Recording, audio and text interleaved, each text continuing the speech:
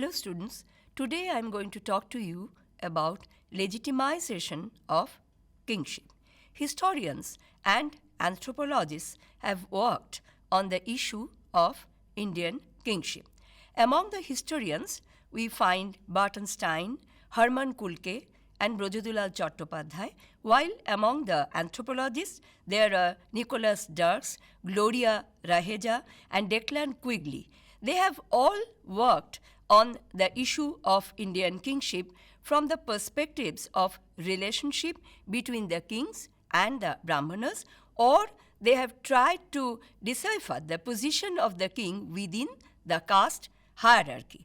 There is, in general, a tendency to criticize Louis Dumont's interpretation of subordination of the kings to the Brahmins in terms of purity and impurity. There is yet another view forwarded by A.M. Hockert, who placed the king at the highest position of the society, almost on a pedestal in terms of gift giving and receiving system. As pointed out by Professor Ranabir Chakraborty, the study of the management of monarchical state cannot be done without an in-depth analysis of the power and position of the king, since the king is the focal point of the administration.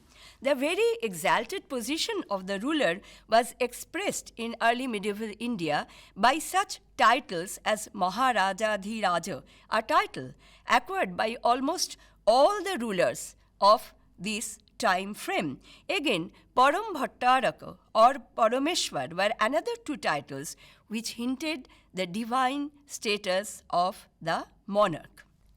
Now, coming to the qualities of a king. Kingship in early India, as depicted in literary and epigraphic evidences, has been analyzed by the Japanese scholar Yamazaki. He has summarized the basic requirements of model kingship from three literary sources. Number one, the Dharma Shastras, of which the Manusmriti is the most important part, compiled by the advocates of orthodox Brahmanism. Then there is the Buddhist literature written by the believers in heterodox thinking, and finally the Arthashastra, again compiled by the teachers of political science. The model king depicted the following characteristics. This has to be taken care of. What were the special features of this model king? The king was the supreme power over the secular domain, and he served as the summit of the state. The king was required to govern according to the dharma. The most important duty of the king was to protect his subjects, including the Brahmins and the other religious sects. He also had to take the responsibility of maintaining political and social order. He also must share a fatherly love towards his subjects. The king has been given Dando, which was a symbol of judicial and military power. The king had the right to collect taxes and take his share or bhaga of revenue in return of the duties that he performed. Mistaken policies as pursued by the kings were regarded as negligence on his part. The king must have dignity and ability. He could be of a Kshatriya origin, but that was not mandatory, not a necessary precondition. The king must bring prosperity to the people and the state. The king must also respect tradition. Even after successful conquest, he should not destroy the indigenous tradition of the defeated country. The king, governing by such preconditions of karma and sanskar, could deserve heaven. Otherwise, he will have to suffer according to his activities. Kingship functions effectively with the help of bureaucracy and military. However, the three above mentioned literary sources also refer to certain contradictions in the theory of kingship. First, I'll point out to the fact that kingship was created by God and was granted to the people. This is the interpretation provided by the Dharma Shastra. Whereas, kingship was considered to be a gift of the people to the ruler as a part of some kind of a social contract. This was the interpretation of the Buddhist literature. The king is deified in the Dharma Shastra. He is not deified in Buddhist texts. Special rituals performed by the Brahmins was indispensable for the edification of the king. The Buddhist literature refers to an ideal king as a Chakraborty who had unlimited virtue but not divinity. The Arthashastra required the king to be practical and rational, who would use edification as a kind of a temporary tool. Vedic Dharma goes beyond the king's authority and has been handed over by the Brahmins so that the kings are bound to abide by the Vedic laws religiously as well as politically. The Arthashastra's concept of Dharma is closer to Dharma Shastra, though here the king's order sometimes bypass the diktats of the instructions of Dharma. Policy to be implemented by skillful use of danda is recommended both by the Dharma Shastra as well as by the Arthashastra, but a non-danda niti is highlighted by the Buddhist texts. So, even while relating the model king, there are some sort of differences in the viewpoints of these early literary evidences. Ritual purity of the king is very much required according to the Dharma Shastra, whereas the Buddhist texts emphasize on the ethical purity of the ruler. Finally, sacrificial rites by the king are recommended by the Dharma Shastra, including the rites to sacrifice animals and so on, and the king is advised to use these sacrificial rites as a political tactic by the Arthashastra. Such rites are considered to be sinful by the Buddhist texts. The basic points highlighted by Yamazaki is corroborated with the inscriptions and activities of three emperors of early India, Ashoka, Samudragupta, and Rudradaman.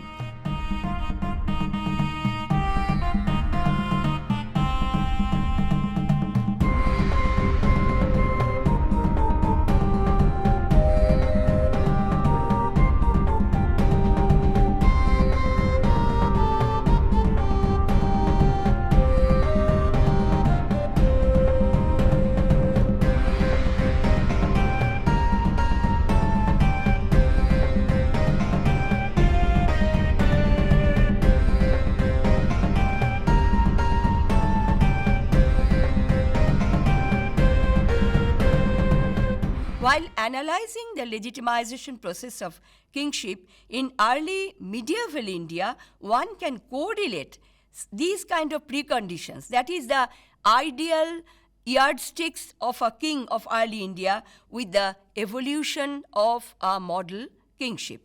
Historian Romila Thapar has made an attempt to summarize the role of the kings in early medieval India, particularly in the context of the emerging regional kingdoms. Kings took high-sounding titles like Maharaja Dhiraja, which was a legacy of the Gupta period. Again, there were certain terms like Dharma Maharaja, which were mostly taken at the local level and which reflected the notion that the king ruled according to Dharma. Not only were the kings required to rule according to Dharma, but also to protect Dharma from the negative impacts of the Kali Yuga or the Kali age. The title Ajittama Bajapaya Ashwamedha Jaggi referred to the monarch who performed such sacrifices or Vedic rituals like Agnishtama, Bajapaya, and Ashwamedha. Here, one can identify a kind of conformity with the Vedic practices which outlined the ideal kingship. Many inscriptions carried proshastis or eulogies about the rulers. This was politically essential as it strengthened the position of the ruler and projected him as an exceptional person.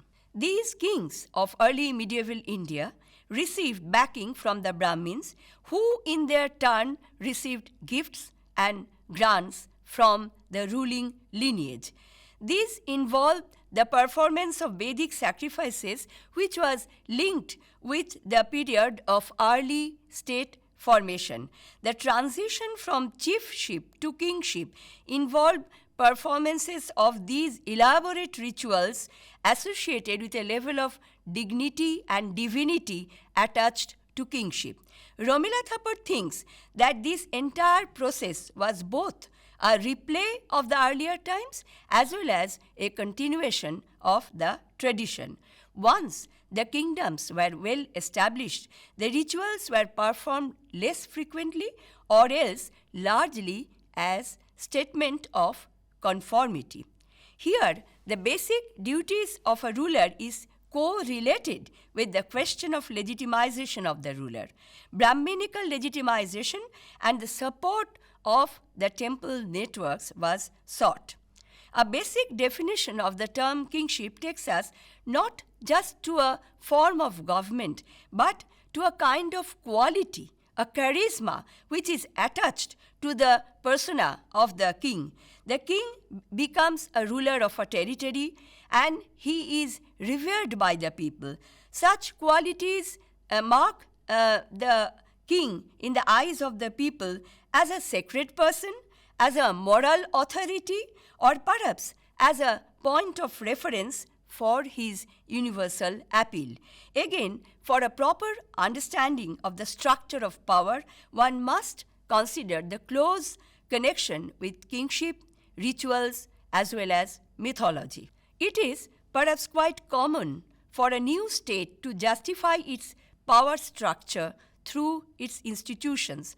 The exponent of that power had to introduce some new cultural ideologies as well as continue with the age-old traditional belief system.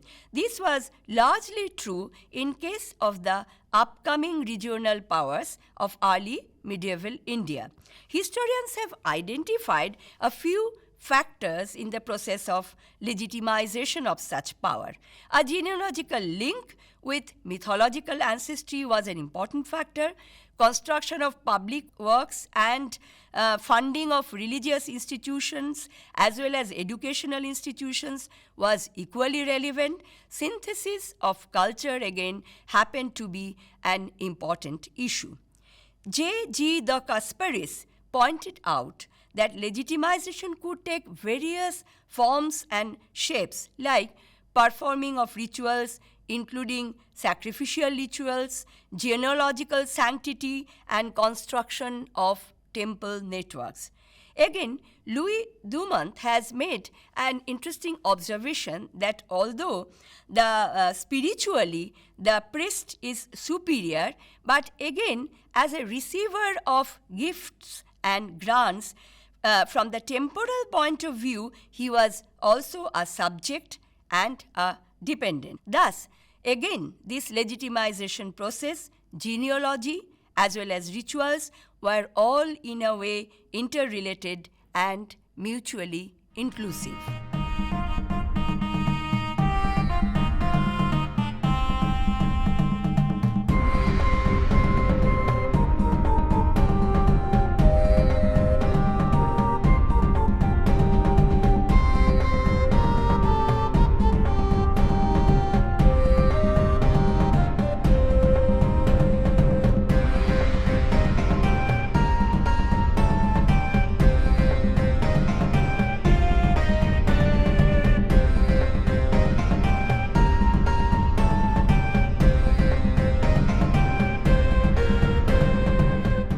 Brojadulal Chattopadhyay and legitimization. Professor Brojadulal Chattopadhyay thinks that there was a need for constant validation of power, not only in areas where people were passing gradually from the pre-state to the state society stage, but even in established stage societies. In the early medieval society, this was referred as a legitimization process whose significance lay in the separation of the temporal and the sacred domain of power. While analyzing the relationship between these two domains of power, one can observe that if the temporal power needed the support and legitimization from the spiritual authority, then the human representatives of the spiritual domain also required support from the temporal heads for their sustenance. In fact, Professor Chattopadhyay has made a very interesting observation. He says that it would not be surprising that priestly validation of temporal power went beyond the period of Hindu statehood. The Brahmanas, in a situation of reciprocal relationships, could continue to prepare processes of a rule of a sultan and Sanskritize his title to Shuratrana. As an overall political process, it helps us to view the ideological dimension of the state. In all theoretical writings of medieval India, and especially during the early medieval phase, the temporal power is expected to provide protection. This protection was not only meant for his subjects, this also meant the protection of the ideal state order as defined by the Dharmashastras. Dando, as analyzed by the exponents of the sacred domain, was not merely a political tool, but it was required for the preservation of this ideal social and religious order. However, one has to consider the fact that ideal social order was well defined, but dharma was not uniform. Therefore, the head of the state had to maintain the social order and at the same time provide enough space to different dharmas, guilds, social groups, and associations. The ruling elites in general have provided massive support to the representatives of the sacred domain. In reciprocation, when the territorial spread of the society required a management of the disparate dharmas, the Brahmanas and the institutions representing uniform norms were sought after. Disparate norms were not eliminated, but the very presence of the Brahmanas and the temple network created a kind of an authority and provided a kind of uniformity and overall control over the spiritual domains. Within this, the disparate dharmas made their own spaces. Brajadhara Chattopadhyay also refers to the ascendancy of bhakti ideology during this period of time. Temples became the major centers of bhakti movement in early medieval period. For the ruler, from the perspective of a temporal power, the temple became the space of sacred domain. The king could find a place for himself within this sacred domain of the temple in two ways. Now, what are these two ways? Number one, identification with the divine idol enshrined in the temple.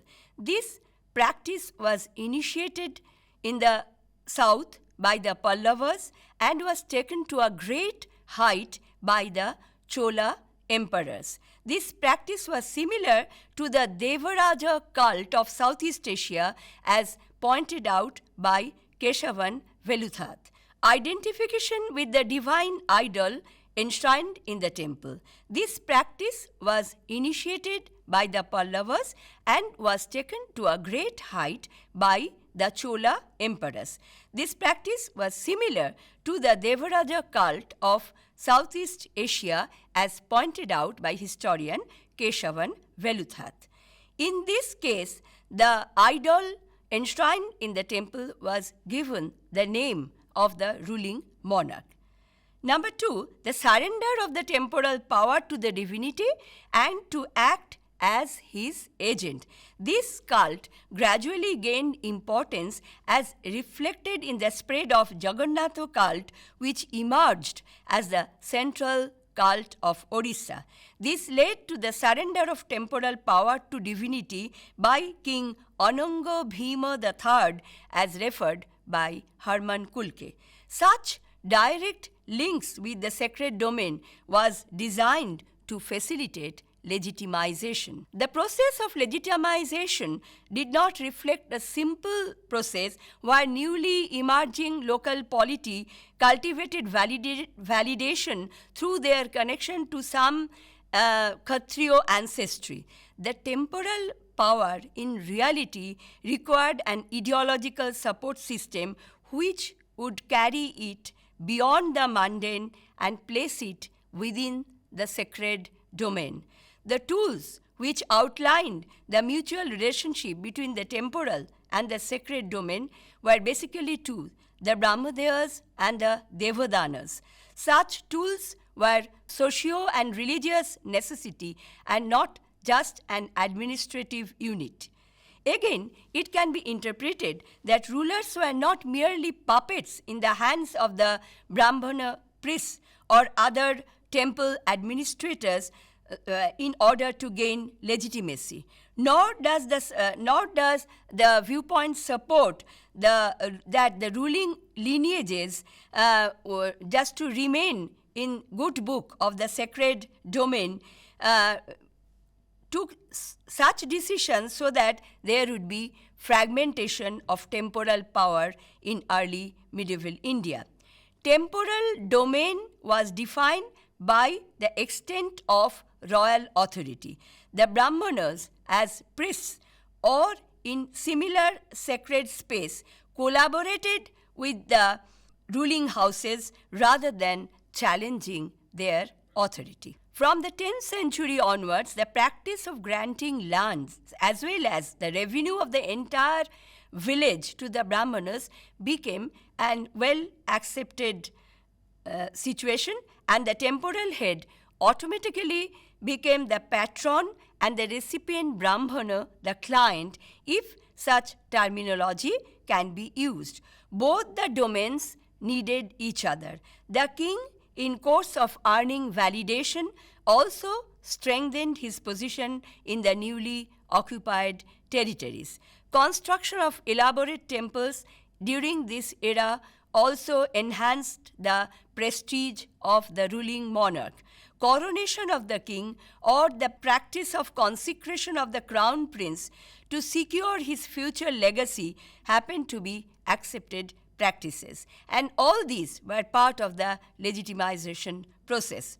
Performance of Vedic sacrifices and providing due cognizance to the ideology of morality and ethics as taught by the Dharma Shastra further sanctified the position of the early medieval ruler. Legitimization of kingship thus made the temporal head an institution of authority. As it has been pointed out by historian Hermann Kulke, the elevation of the Hindu great kings, Maharaja, to the imperial lords, Maharajadhiraja, was accompanied by a change in the ideology as well as the theory of Hindu kingship. These regional kings, as representatives of enlarged kingdoms, went beyond the allegorical Prashasti eulogies and emphasized on the status of earthly representatives of Rashtra Devata or the tutelary deity. This concept of Rashtra Devata became quite important, and it was an indispensable part of this legitimization structure.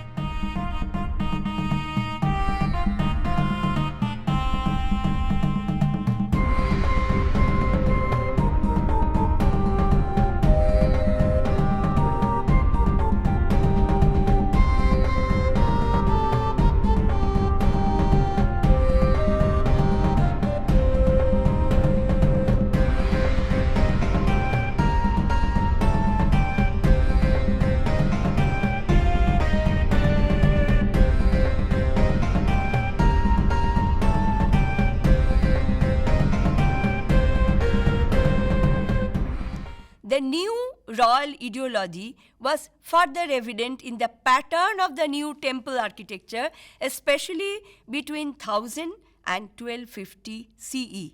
This was accompanied by enlargement and uplifting of existing holy places. All these developments not only facilitated the process of legitimization, but also consolidated the power of the monarch. It further encouraged the development of a new regional ideology, an important heritage of early medieval India. Finally, coming to the conclusion, the process of legitimization involved a collaboration between the temporal and the sacred authority. There was a comfortable interrelation between the two, each supporting the other in an hour of necessity. Legitimization also reflected a bonding of loyalty between the patron and the clients, that is, the donor and the donee of the grants. At the same time, a process of checks and balances can also be identified. Finally, these regional kingdoms, as seat of royal power, as believers in the ideology of legitimization and integration, built up a kind of tradition for posterity, a tradition which was not a break with the past, but a continuity of the historical process. Thank you.